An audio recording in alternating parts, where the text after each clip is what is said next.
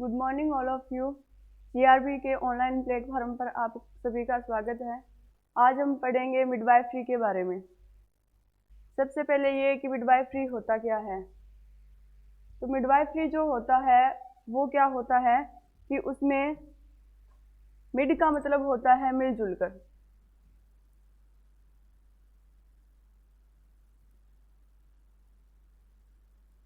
Midwifery दो शब्दों से मिलकर बना होता है। मिड का मतलब होता है मिलजुल कर,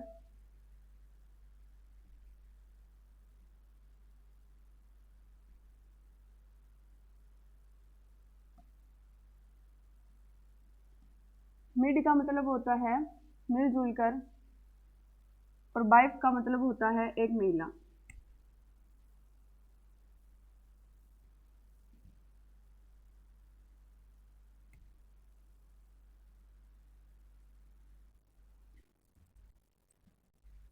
तो मिडवाइफरी में अपने क्या पढ़ेंगे, सबसे पहले तो इसका इंट्रोडक्शन कि मिडवाइफरी में अपने पढ़ेंगे कि कैसे एक महिला काम करती है ड्यूरिंग द लेबर और प्रेगनेंसी, कि जब प्रेग्नेंट होती है लेडीज तो उस दौरान कैसे एक महिला काम करती है और उसका कैसे उसको केयर प्रोवाइड करती है, कैसे उसको उसकी सुरक्षा प्रोवाइड करती है, प्रिवेंशन करवाती है, और कैसे उसको क्योर करती है। कोई भी डिजीज हो जाती है तो कैसे उसको कॉम्प्लिकेशन के बारे में बताती है। तो वो सारा कुछ जो पढ़ेंगे अपने मिडवाइफरी में पढ़ेंगे, ठीक है। और मिडवाइफरी में क्या होता है कि इसके कौन कौन से स्कोप होते हैं, तो उसमें अलग अलग जो सिस्टम होते हैं उनके अकॉर्डिंग उनके स्कोप होते हैं। एजुकेशन हो गया, जैसे रिसर्च में हो गया उनका जैसे, ठीक है। तो उनमें उनका क्या होता है, स्कोप होता है। तो उसमें अपने को क्या पढ़ना है कि कैसे अपने जो एक लेडीज है, जो एक महिला है, वो प्रेगनेंसी से लेके और कैसे वो अपना टाइम स्पेंड करती है, कैसे अपना समय तय करती है जब तक कि क्या है कि बच्चा डिलीवर नहीं हो जाता, और डिलीवर होने के बाद में कैसे उसकी केयर करनी होती है उसके बारे में। तो अपने इसमें और क्या पढ़ेंगे कि कौन कौन से जो प्रेगनेंसी है, प्रेगनेंसी में कौन कौन से फिजियोलॉजिकल चेंजेस आते हैं जो एक औरत होती है, एक महिला होती है उसमें। उसके बाद उसका कैसे अपने मैनेजमेंट करना होता है, कौन कौन से उसमें कॉम्प्लिकेशन आ सकते हैं, कैसे कैसे उसका जो प्रोसेस होता है, जो डिलीवरी का प्रोसेस होता है वो कैसे कैसे स्टार्ट होता है, कैसे कैसे अपने जो प्रोग्राम है, जो सर्विसेज होती है वो उन पे लागू होती है, कौन कौन से अपने प्लान बनाए हुए हैं उनको जो भी है उनका डाटा कलेक्ट करने के लिए, ठीक है। तो उसके बाद में अपने इसमें पढ़ेंगे कि जो भी हाई रिस्क प्रेगनेंसी होती है, जो भी प्रेगनेंसी में जो भी कॉम्प्लिकेशन आते हैं, कैसे उनको अपने मैनेजमेंट करना है। जब उसकी बेबी की डिलीवरी हो जाती है उससे पहले, जब मदर की डिलीवरी होने से पहले कैसे उसका अपने केयर करनी होती है, ठीक है, कैसे केयर करनी होती है। उसके बाद में जब डिलीवरी हो रही होती है तब कैसे केयर करनी है।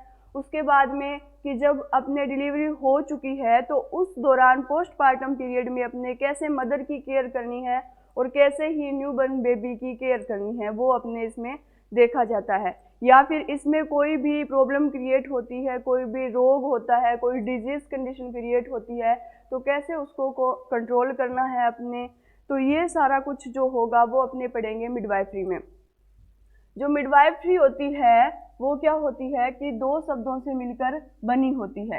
एक तो होता है मिड, ठीक है, और दूसरा होता है वाइफ, ठीक है। दो शब्दों से मिलकर बनी होती है, एक तो होता है मिड, दूसरा होता है वाइफ।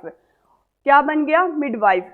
मिडवाइफ में मिड का मतलब क्या होता है कि मिड का मतलब होता है मिलजुल कर, मिलजुल कर। और वाइफ का मतलब क्या होता है, एक महिला। वाइफ का क्या मतलब होता है, एक महिला।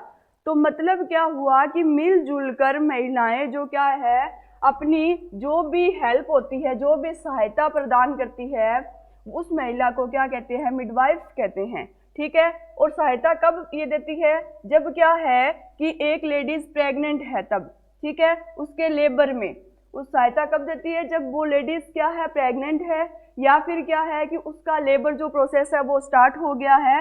तो उसमें क्या है, एक मिडवाइफ महिला होती है, वो क्या करती है, हेल्प प्रोवाइड करती है।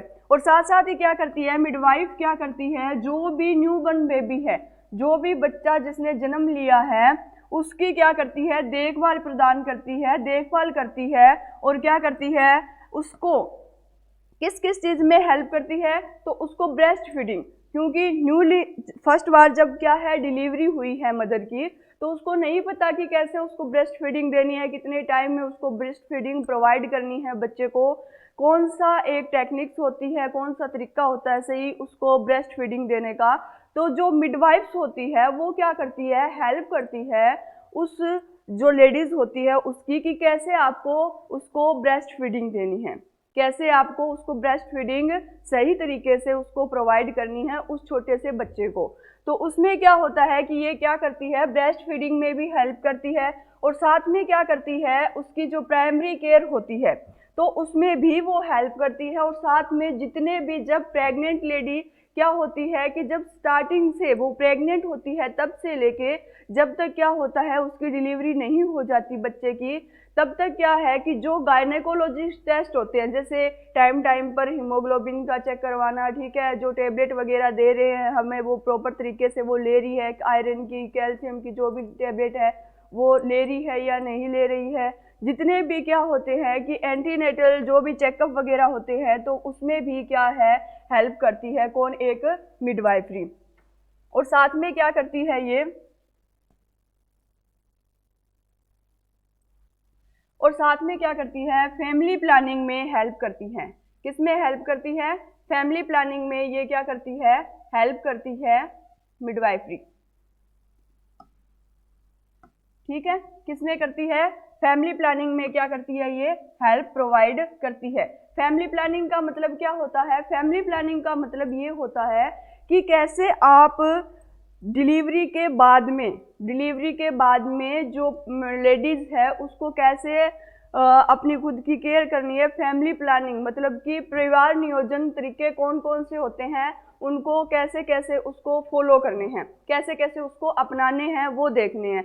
तो फैमिली प्लानिंग में भी तो क्या होते हैं, अलग अलग टाइप होते हैं, जिसमें परमानेंट भी होते हैं, कुछ टेम्परेरी भी होते हैं, कुछ हार्मोनल भी होते हैं। तो जो परमानेंट होते हैं, तो एक जो लेडीज़ होती है अगर उसका क्या है कि 2 बच्चे हैं या फिर जो फैमिली प्लानिंग है वो उसकी पूरी हो चुकी है, तो उसके हिसाब से वो क्या करेगी, परमानेंट अपनी फैमिली प्लानिंग कर लेगी। और अगर टेम्परेरी है तो बहुत सारे तरीके ऐसे चलाए हुए हैं जिसमें क्या कर सकती है, वो अपनी फैमिली प्लानिंग सर्विसेज कर सकती है।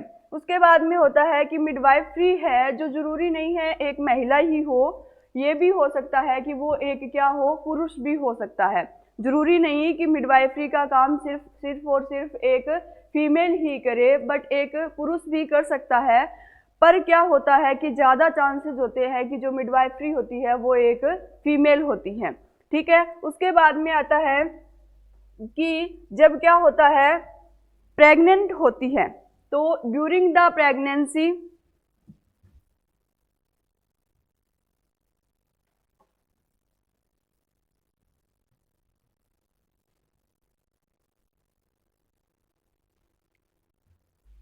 क्या होता है कि ड्यूरिंग प्रेगनेंसी बहुत सारी कॉम्प्लिकेशन ऐसे क्रिएट होते हैं जो प्रेगनेंसी के दौरान या मदर की लाइफ में आते हैं पहली बार। तो उस कॉम्प्लिकेशन में को कैसे मैनेजमेंट करना है वो भी एक मिडवाइफरी बताती है। तो उसमें क्या होता है कि इसमें जब नॉर्मल लेबर होता है तो उसमें 10 से 15%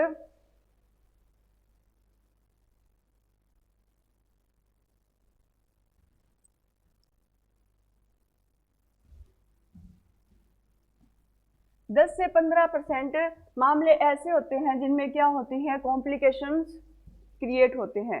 10 से 15% मामले ऐसे होते हैं जिनमें क्या होते हैं, कॉम्प्लिकेशंस क्रिएट होते हैं। ये जो कॉम्प्लिकेशन होते हैं या तो मदर में या फिर बच्चे दोनों में ही हो सकते हैं। जरूरी नहीं है कि एक अकेली मदर में हो, या तो बच्चे में हो सकते हैं या मदर में हो सकते हैं या दोनों में ही ये कॉम्प्लिकेशन हो सकते हैं। इसमें क्या होता है कि जो मिडवाइफरी होती है वो क्या करती है कि पहले ही अर्ली डायग्नोज करती है कि जो कॉम्प्लिकेशन क्रिएट हो रहे हैं उनको पहले ही अर्ली डायग्नोज करके और उनको क्या करना, टाइम के अनुसार उसको ट्रीट कर देना, ताकि क्या हो कि जो मदर है उसकी मॉर्बिडिटी और मोर्टिलिटी जो रेट होती है उसको क्या किया जाए, कम किया जाए, और इन्फेंट की भी मॉर्बिडिटी और मोर्टिलिटी रेट को क्या किया जाए, कम किया जाए। ठीक है। तो उसके लिए क्या करती है, ये हेल्प करती है अपनी किसकी, प्रेग्नेंट मदर की, किसके लिए, कॉम्प्लिकेशन को क्या ट्रीट करने के लिए। उसके बाद में क्या होता है कि जो एक मिडवाइफरी होती है वो क्या करती है, प्रेगनेंसी में तो हेल्प करती ही करती है, ड्यूरिंग लेबर भी क्या करती है, वो हेल्प करती है, ड्यूरिंग डिलीवरी भी करती है। उसके बाद में वो क्या करती है, सूतिकावस्था। सूतिकावस्था क्या होती है, प्रिपेरियम पीरियड। इसमें क्या होता है प्रिपेरियम पीरियड में कि जब जहाँ से क्या होता है कि आपकी डिलीवरी हुई है, डिलीवरी से लेके आफ्टर डिलीवरी 6 वीक, मतलब कि डिलीवरी होने से बाद में से लेके और 6 वीक तक, 6 सप्ताह तक जो टाइम पीरियड होता है उसको प्रिपेरियम पीरियड बोलते हैं। उसको क्या बोलते हैं, सूतिकावस्था बोलते हैं, या फिर क्या बोल सकते हैं, प्रिपेरियम पीरियड उसको बोल सकते हैं। ठीक है। तो उसमें कैसे क्या करना है, प्रिवेंट करना है, उसको क्या करना है, जो बच्चा है, जिसने बच्चा है, बच्चे को क्या करना है, न्यू बॉर्न बेबी को कैसे प्रिवेंट करना है डिजीज कंडीशन से, और कैसे उसको क्या करना है, प्रिवेंट करना, और कैसे उसको क्योर करना है। कि मान लो कि पहले तो क्या करना है, अपने को प्रिवेंशन करना है, कि प्रिवेंशन करना है कि बच्चे को ये डिजीज कंडीशन क्रिएट ना हो। उसके लिए क्या करना है, उस बच्चे को और उस मदर को क्या करना है, प्रिवेंट करना है। दूसरा क्या करना है, उसको क्योर करना है, कि डिजीज कंडीशन मान लो हो गई है, कोई कॉम्प्लिकेशन क्रिएट ऐसा हो गया है, तो उसको कैसे क्योर करना है, वो क्या करती है, मिडवाइफरी करती है। ठीक है। उसको क्या करती है, जो सही तरीके से जो उसकी देखभाल होती है उसको क्या करती है, हेल्प करती है। ठीक है। नेक्स्ट वन है,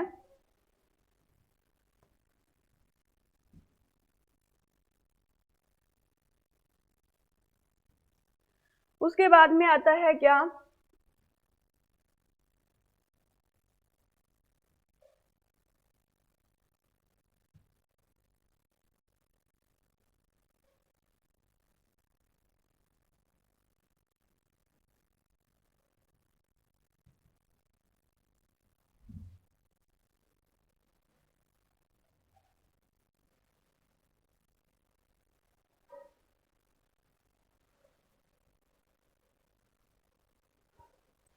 उसके बाद में आता है कि according to International Confederation of midwifery,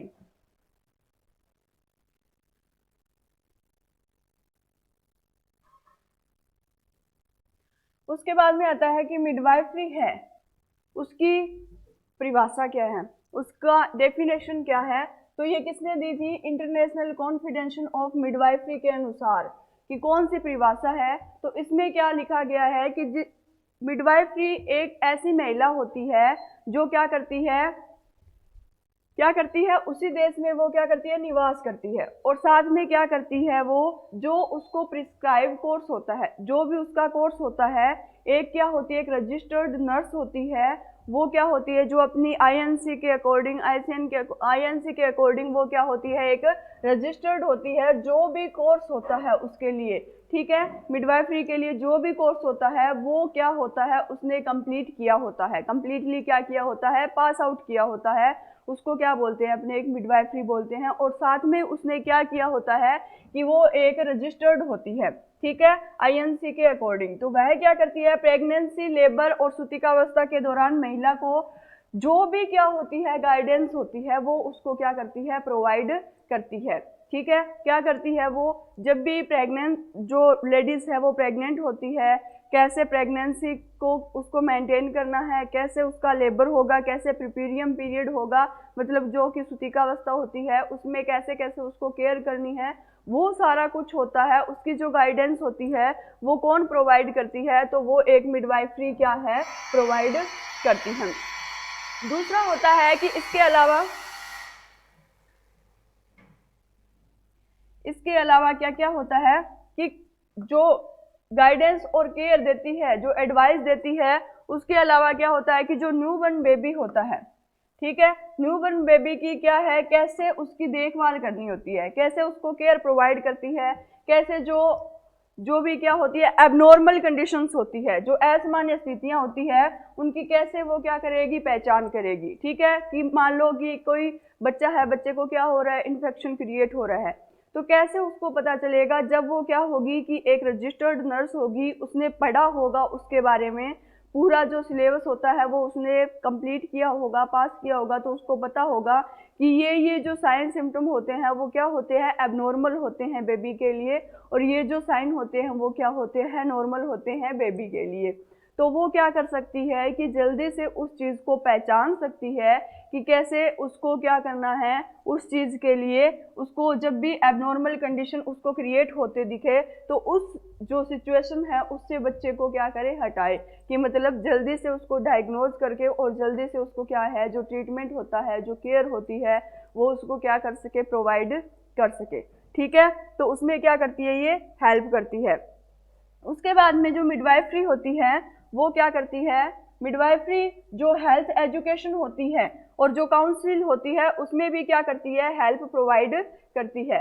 midwifery क्या करती है, जो भी क्या होता है कि हेल्थ एजुकेशन होता है और जो भी काउंसलिंग होती है उसमें भी क्या करती है, ये हेल्प प्रोवाइड करती है। हेल्थ एजुकेशन से रिलेटेड रिगार्डिंग क्या बात होती है कि हेल्थ एजुकेशन जैसे मान लो कि कोई जो भी प्रेग्नेंट लेडीज है उसको कैसे अपनी हेल्थ को मेंटेन करना है, कि जो भी टैबलेट्स वगैरह आती है, जो भी ड्रग वगैरह अपने यूज़ करते होते हैं, उसमें आयरन की, कैल्शियम की, फोलिक एसिड की, वो टैबलेट क्या करनी है, उसको जो लेनी है कि कैसे उसकी जो भी अमाउंट होती है, जो भी डोज है, वो कैसे उसको लेनी है, ताकि क्या हो, कोई भी एबनॉर्मलिटीज बच्चे में या फिर मदर में क्या है, क्रिएट ना हो। ठीक है, और क्या करती है, वो उसको काउंसिल भी प्रोवाइड करती है, और साथ में क्या करती है, वो एंटीनेटल एजुकेशन। एंटीनेटल का मीन क्या होता है, एंटीनेटल का मतलब होता है प्रसव पूर्व शिक्षा, मतलब कि एंटीनेटल एजुकेशन का मतलब होता है कि डिलीवरी से पहले जो क्या है प्रोवाइड करती है एजुकेशन। ठीक है, वो उसके बाद में क्या है कि गायनेकोलॉजी, फैमिली प्लानिंग, ठीक है, और बच्चे की देखभाल में भी वो क्या करती है, हेल्प करती है। ठीक है, उसके बाद में वह क्या करती है, क्लिनिक्स में जो भी है क्या कर सकती है, वो क्लिनिक में कर सकती है, प्राइवेट जो हॉस्पिटल्स होते हैं उनमें अपनी प्रैक्टिस कर सकती है, जो भी घरेलू जो भी है उनका कंडीशन है उनमें वो क्या कर सकती है, प्रैक्टिस कर सकती है, क्योंकि वो एक क्या होती है, रजिस्टर्ड होती है। दूसरा होता है कि जो ऑब्स्टेट्रिक्स, वो तो क्या था, मिडवाइफ्स से अपने क्या समझे, मिडवाइफ्स का मतलब क्या बताया कि मिडवाइफ्स क्या होती है कि एक ऐसी महिला होती है जो प्रेगनेंसी, मदर के प्रेग्नेंट होने से लेके और जब तक क्या है उसका बेबी डिलीवर ना हो, बेबी की डिलीवरी ना हो, बेबी की डिलीवरी होने के 6 वीक तक भी वो क्या करती है, उसको हेल्प प्रोवाइड करती है कि कैसे उसको प्रेगनेंसी के ड्यूरिंग या फिर प्रेगनेंसी के दौरान और उसके बाद में जब बेबी को वो डिलीवर कर रही है उस टाइम, और कैसे उसको छोटे बेबी की क्या करनी है, केयर करनी है, तो उसमें क्या करती है, हेल्प प्रोवाइड करती है। दूसरा आता है ऑब्स्टेट्रिक। ऑब्स्टेट्रिक में क्या होता है कि ये क्या है, ब्रांच होती है किसकी, मेडिसिन की। किसकी ब्रांच होती है, ये मेडिसिन की ब्रांच होती है। तो उसमें क्या होता है, चाइल्ड बर्थ एंड जो भी मदर होती है उससे क्या है, केयर से रिलेटेड होता है। इसमें केयर से क्या होता है, रिलेटेड होता है। इसमें क्या होता है, उसके बाद में आता है नेक्स्ट स्कोप ऑफ मिडवाइफरी, कि मिडवाइफरी के कौन कौन से ऐसे स्कोप होते हैं। तो जो मिडवाइफरी के स्कोप होते हैं उनको क्या है, 3 पार्ट में डिवाइड किया गया है। कितने पार्ट में डिवाइड किया गया है, 3 पार्ट में इसको डिवाइड किया गया है। ठीक है, फर्स्ट वन है कौन सा, फर्स्ट वन है इसको क्लिनिकल एरिया। ठीक है, फर्स्ट वन होता है क्लिनिकल एरिया, दूसरा होता है रिसर्च एरिया, और तीसरा होता है आपका कौन सा, एजुकेशनल एरिया। फर्स्ट वन कौन सा होता है, क्लिनिकल एरिया, दूसरा कौन सा होता है आपका एजुकेशन एरिया, और तीसरा होता है आपका रिसर्च एरिया। कि मिडवाइफरी के कौन कौन से स्कोप होते हैं, मतलब कि उसकी विषय वस्तु क्या होती है, उसके अकॉर्डिंग उसको क्या है, 3 एरिया में क्या किया गया है, डिवाइड किया गया है। तो जो फर्स्ट वन है कौन सा, क्लिनिकल एरिया। तो क्लिनिकल एरिया में अपने को क्या पढ़ना पड़ेगा कि क्लिनिकल एरिया में क्या होता है कि इसमें जो भी क्या होती है कि मदर होती है जो भी इसमें क्या है, हेल्थ सर्विस जो अपने प्रोवाइड की जाती है, जो भी एंटीनेटल लेबर है, जो प्रीपेरियम पीरियड है, उसको क्या है, बेस्ट से बेस्ट जो अपनी क्या होती है, सेवाएं होती है, किससे रिलेटेड, हेल्थ के रिगार्डिंग, ठीक है, तो वो क्या की जाती है, प्रोवाइड की जाती है, ठीक है। उसके बाद में आता है कि इसमें क्या है, जितनी भी जो लेडीज है, जो प्रेग्नेंट लेडी है उसमें, और जो क्या है कि बच्चा है, नवजात शिशु है उसमें, कि जो भी कॉम्प्लिकेशन क्रिएट हो रही है उसको क्या है, रोका जा सकता है, उसको क्या है, रोका जा सकता है। किसके थ्रू रोका जा सकता है, तो क्लिनिकल एरिया के थ्रू क्या है, रोका जा सकता है। उसके बाद में आता है कि उसके बाद में जो भी क्या है कि डिलीवरी से पहले, यानी कि प्रसव के पूर्व, प्रसव पूर्व मतलब कि डिलीवरी से पहले क्या है कि प्रेगनेंसी के सुनिश्चित होते ही, सुनिश्चित का मतलब क्या है कि मदर को पता चल गया है कि वो क्या है, प्रेग्नेंट है, ठीक है, तब से लेके क्या होता है कि उसका रजिस्ट्रेशन होता है। रजिस्ट्रेशन होने के बाद में क्या होता है कि उसका चेकअप होता है, उसका क्या होता है, चेकअप होता है एएनसी में, एएनसी रजिस्टर्ड हो जाती है। उसके बाद में क्या होता है, उसका चेकअप होता है कि कैसे कैसे उसको टाइम टू टाइम आके अपना चेकअप करवाना है, ताकि पता चल सके कि कोई ना कोई जो भी कंडीशन है वो नॉर्मल है, कोई भी ऐसी कंडीशन क्रिएट नहीं हो रही है मदर में जो क्या हो, एबनॉर्मल हो, ठीक है। उसके बाद में आता है कि जो भी अगर बाई चांस मानो कि कोई भी कॉम्प्लिकेशन अगर उसमें क्रिएट हो रहा है, तो क्या करेगी, जो भी मिडवाइफ होगी तो वो क्या करेगी, उसका अर्ली डिटेक्शन करके और उसको क्या करेगी, प्रोवाइड करेगी। क्या प्रोवाइड करेगी, उसको काउंसलिंग देगी, एडवाइस देगी कि कैसे आपको उसको मैनेज करना है, ठीक है। उसके बाद में क्या करती है, जो मिडवाइफ होती है वो परमानेंटली कंटिन्यूली क्या करती है, प्रिवेंटिव करती है, प्रिवेंट करती है, प्रमोटिंग करती है एंड क्योर करती है जितनी भी हेल्प सर्विस होती है उसको, ठीक है। हेल्प सर्विस उसको क्या करती है, प्रोवाइड की करवाती है, ठीक है। इसमें आगे क्या पढ़ेंगे अपने कि अनकॉम्प्लिकेटेड बनाने के लिए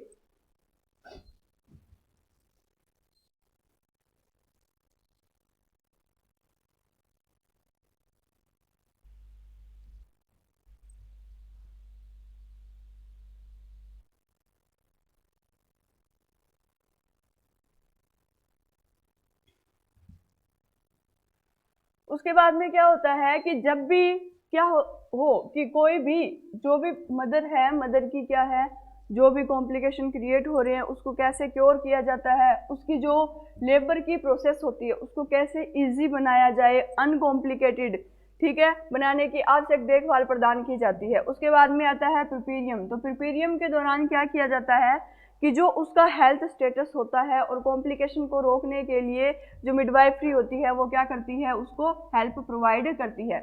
उसके अलावा आती है इनफर्टिलिटी। इनफर्टिलिटी क्या होती है, तो इनफर्टिलिटी में होता है कि जो भी मदर है वो क्या है कि बच्चा कंसीव ना कर पाए,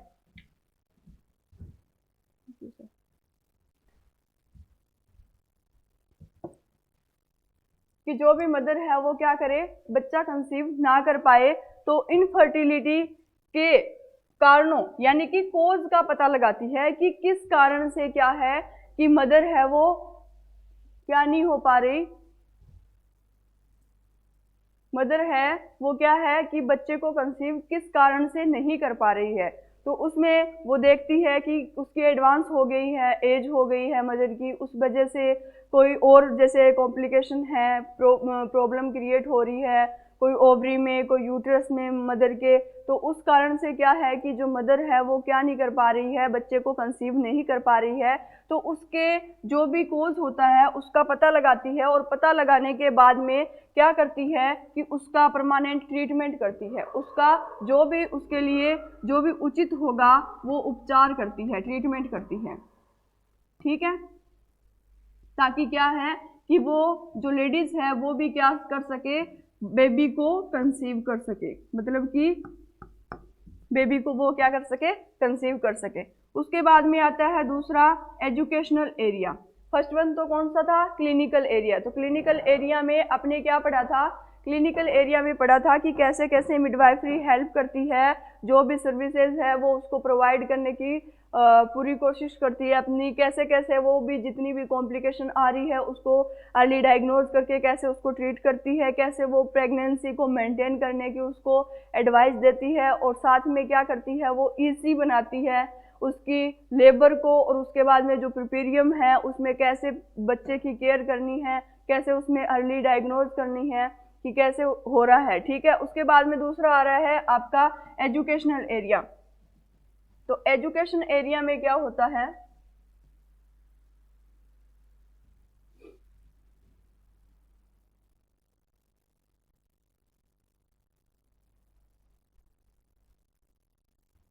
एजुकेशन एरिया में क्या होता है कि वो एजुकेशन प्रोवाइड करती है, वो क्या करती है, काउंसिल देती है, pre conceptional counselling. Pre conception का मीन क्या होता है, कंसेप्शन से पहले, मतलब कि मदर को प्रेगनेंसी कंसीव करने से पहले क्या करती है वो काउंसिल देती है, कैसे, मदर को। ठीक है, कि वो देखती है कि कैसे अगर पूरी उसकी जो फैमिली प्लानिंग हो चुकी है तो वो बताती है कि फैमिली प्लानिंग के जो मेथड होते हैं उनको कैसे आप फॉलो कर सकते हैं, और अगर फैमिली प्लानिंग नहीं हो रही है, पूरी कंप्लीट नहीं हुई है, तो उसमें कैसे उसको प्रेगनेंसी कंसीव करनी है, कौन कौन से उसमें जो भी कॉम्प्लिकेशन आ सकते हैं, या फिर जो भी उसमें क्या क्या उसको करना होता है, वो सारा कुछ क्या करती है वो उसको बताती है। उसके बाद में क्या होती है, जितनी भी प्रेग्नेंट लेडीज़ का जो ग्रुप होता है उसमें कौन कौन सी जो क्या है सावधानियां रखी जानी चाहिए, उसके बारे में वो क्या करती है, उसको एडवाइस देती है, उसको सलाह प्रोवाइड करती है। उसके बाद में जो लेडीज़ क्या है प्रेग्नेंट है, बार बार ये चीज़ आ रही है कि जो लेडीज़ क्या है प्रेग्नेंट है उसके दौरान, ठीक है, या फिर जो बच्चा है उसके होने के बाद उसकी कैसे उसको देखभाल करनी है, तो वो सारा कुछ किस में आ रहा है, वो आ रहा है इसमें मिडवाइफरी में और एजुकेशनल एरिया में। ठीक है, उसके बाद में आता है कि नर्सिंग ट्रेन का मार्गदर्शन करना, मतलब कि जो भी नर्सिंग ट्रेनर है वो कैसे कैसे एडवाइस दे रहा है, उस एडवाइस को क्या करना है,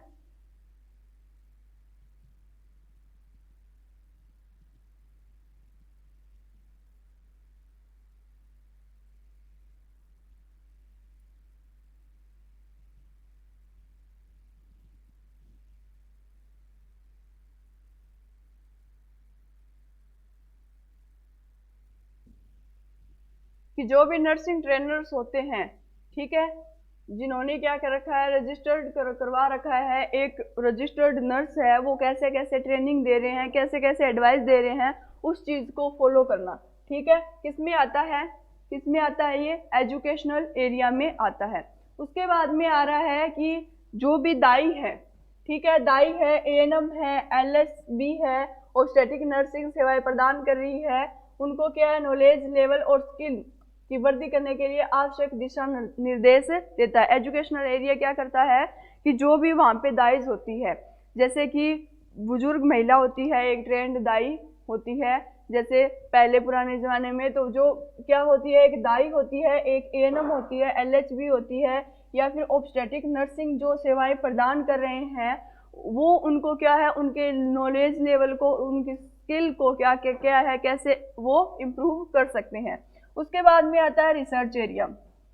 रिसर्च एरिया में क्या आता है, एजुकेशनल एरिया में तो सीधा सा मतलब ये है कि एजुकेशन प्रोवाइड की जाती है रिलेटेड टू द प्रेगनेंसी, और क्या है, किससे रिलेटेड, कि जो भी बच्चा जन्म ले रहा है, नवजात शिशु से रिलेटेड क्या करता है, एजुकेशन प्रोवाइड की जाती है। और साथ में क्या किया जाता है, जितनी भी सर्विसेज जो चल रही है, जो भी प्लानिंग चल रही है, तो उस प्लानिंग को, उस सर्विसेज को क्या करवाया जाना, प्रोवाइड करवाया जाना। ठीक है, उसके बाद में आता है रिसर्च एरिया। फर्स्ट वन कौन सा था, clinical area, second one is the research education area, और third one is the clinic research area. तो रिसर्च एरिया में क्या किया जाता है, रिसर्च एरिया में क्या किया जाता है कि जो भी मिडवाइफ है वो क्या करती है कि जो एंटीनेटल केयर है, ठीक है, एंटीनेटल केयर है, और क्या है, प्रीपेरियम पीरियड में है, ड्यूरिंग प्रेगनेंसी है, आफ्टर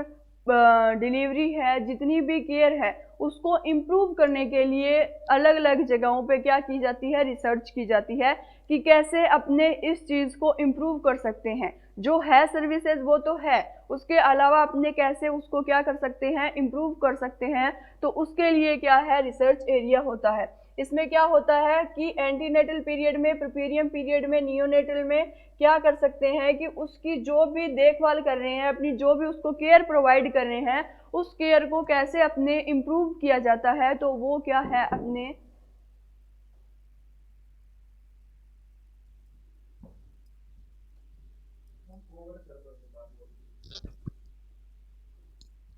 थैंक यू।